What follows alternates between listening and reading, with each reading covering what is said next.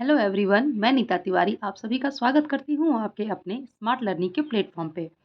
तो बच्चों, हम पढ़ रहे हैं क्लास 8 की ज्योग्राफी चैप्टर 1 और हमारा चैप्टर है रिसोर्सेज यानी कि संसाधन। ठीक है।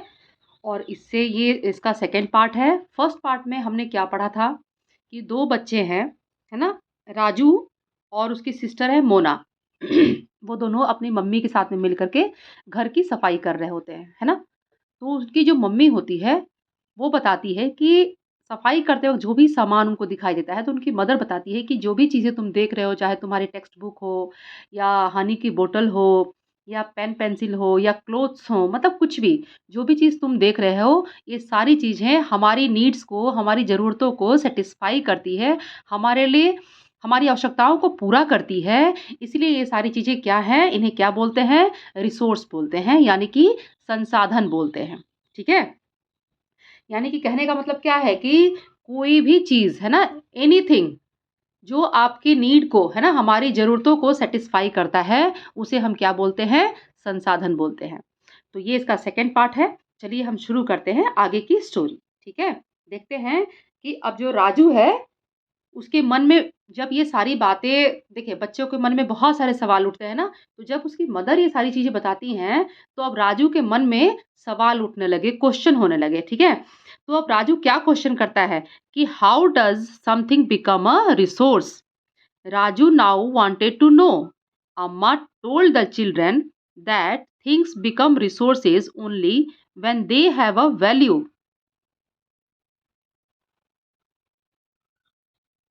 Its use or utility gives it a value. All resources have some value, said अम्मा। ठीक है।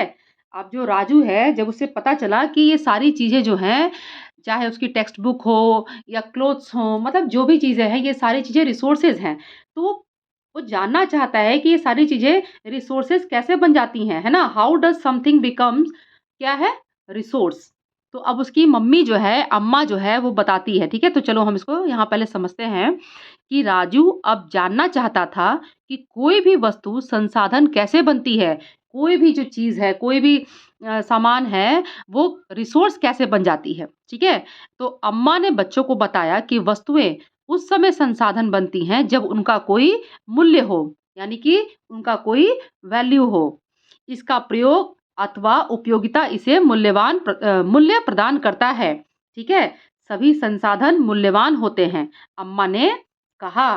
ठीक है, तो यहाँ अम्मा क्या बता रही है, जब राजू ने पूछा कि मम्मी बताओ कि कोई भी जो चीज़ है, कोई भी जो तुम वस्तु बता रही हो, कोई भी चीज़ जो है, कोई भी थिंग जो है, वो रिसोर्स कैसे बन जाती है? तुम बोल रही हो कि सारी चीज़ें रिसोर्स हैं, तो ये रिसोर्स कैसे बन जाती है? तो अम्मा जो है, उसने बच्चों को बताया कि बेटा, ये जो भी चीज़ें हैं, ये संसाधन, ये रिसोर्स तब बनती है जब इनकी कोई वैल्यू होती है। ठीक है? और इनकी वैल्यू कैसे जानी जाती है कि इनकी कैसी क्या वैल्यू है, कितनी वैल्यू है?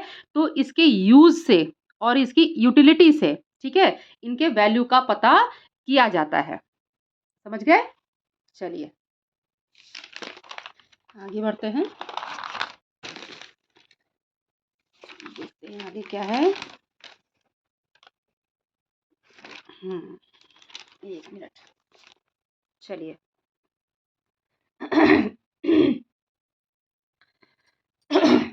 Value means worth. Some resources have economic value, some do not. For example, metals may have an economic value.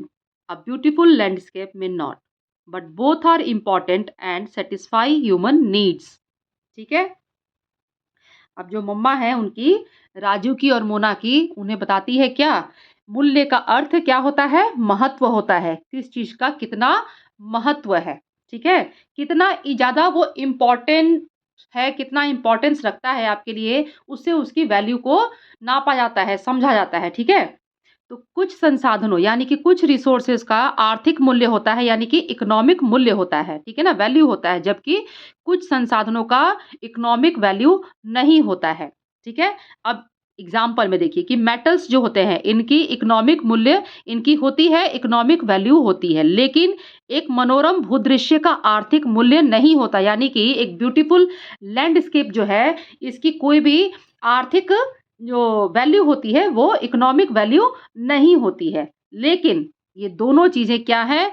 संसाधन हैं, क्योंकि ये महत्वपूर्ण है। और क्यों महत्वपूर्ण है? क्योंकि ये दोनों मनुष्य की आवश्यकताओं को यानी कि ह्यूमन नीड्स को पूरा करती हैं।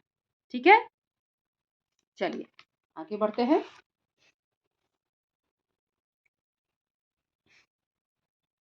चलिए अब देखते हैं आगे। अब और क्या बताती है अम्मा? तो some resources can become economically valuable with time.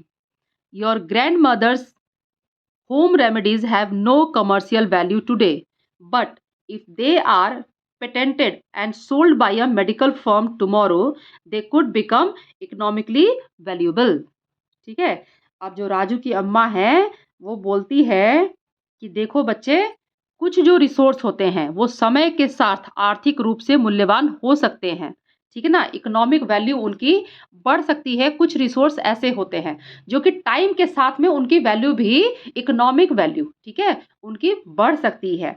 अब देखा इसका एग्जाम्पल क्या दिया है कि आपकी दादी के घरेलू नुस्खों का आज कोई वाणिज्यिक मूल्य नहीं है। यानी कि जैसे क्या होता है, अब सर्दी हुई तो दादी ने क्या बोला कि भाई अदरक की चाय पिला दो, ठीक है ना, या अदरक और शहद को मिला करके पिला दो, सर्दी ठीक हो जाएगी। तो ये तो दादी के घरेलू नुस्खे हो गए, लेकिन इसकी कोई भी इकोनॉमिक वैल्यू नहीं है। लेकिन समय के साथ हो सकता है कभी ऐसा कि इसकी भी इकोनॉमिक वैल्यू हो जाए। और वो कैसे होगी? यदि वे पेटेंट करने के उपरांत मेडिकल फर्म द्वारा बेचे जाते हैं। यानी कि अगर जो दादी के जो नुस्खे हैं, जो दादी जो अपना मेडिसिन बताती है कि आप इस तरीके से करोगे तो आप ठीक हो जाओगे, है ना? आपकी जो कोल्ड कफ है, ये आपको आराम मिलेगा, आप इससे ठीक हो सकते हैं। तो वो जो चीज़ें हैं, अगर मेडिकल फर्म में पेटेंट के द्वारा, ठीक है? पेटेंट करने के बाद अगर उसको मेडिकल फर्म द्वारा बेचा जाना शुरू हो जाए, ठीक है ना?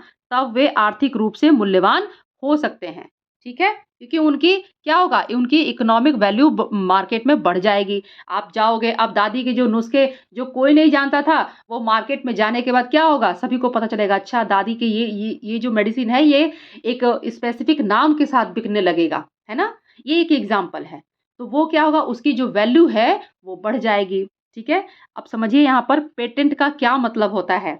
पेटेंट का मतलब होता है किसी भी आइडिया, कोई भी विचार या कोई भी आपका आविष्कार पर आपका एकमात्र अधिकार, ठीक है, उस पे आपका कॉपीराइट होना, इसे कहते हैं पेटेंट। यानी कि जो आपने बनाई, अगर मैंने बनाया है कि अदरक और शहद को मिलाकर अगर कोई मेडिसिन मैंने बनाई है, ठीक है, और ये मेडिसिन वर्क कर रही है, ठीक है, तो इस पे सिर्फ़ मेरा नाम होगा, इस पे मेरा कॉपीराइट होगा, ठीक?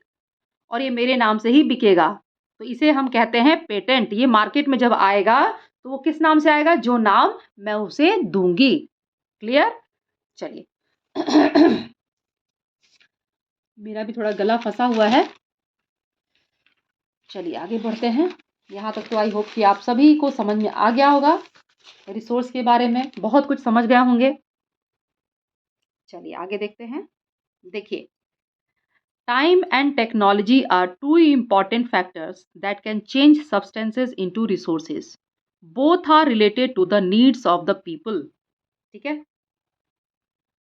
अब देखो, टाइम और टेक्नोलॉजी ये दोनों ही बहुत ही महत्वपूर्ण फैक्टर हैं जो कि किसी भी सब्सटेंस को यानी किसी भी पदार्थ को रिसोर्स में चेंज कर सकते हैं, बदल सकते हैं। और ये दोनों लोगों की आवश्यकताओं से संबंधित हैं। दोनों कौन? Time and technology. ठीक है? आगे देखिए, people themselves are the most important resource. It is their ideas, knowledge, inventions, and discoveries that lead to the creation of more resources. जो लोग हैं, ठीक है, जो पीपल हैं, वो भी स्वयं ही themselves ही बहुत ही महत्वपूर्ण संसाधन है, एक इम्पॉर्टेंट रिसोर्स है। क्यों भाई? क्योंकि ये लोगों के विचार, ज्ञान, आविष्कार और खोज ही है जो अधिक संसाधनों की रचना करते हैं। ठीक है ना? ह्यूमन बीइंग जो है वो खुद भी एक रिसोर्स है। क्यों है भाई?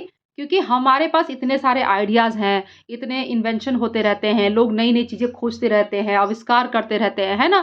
तो इन सब चीज़ों से हमें नई-नई चीज़ें मिलती रहती हैं। तो इसीलिए हम खुद भी क्या हैं? रिसोर्स हैं, संसाधन हैं। ठीक है?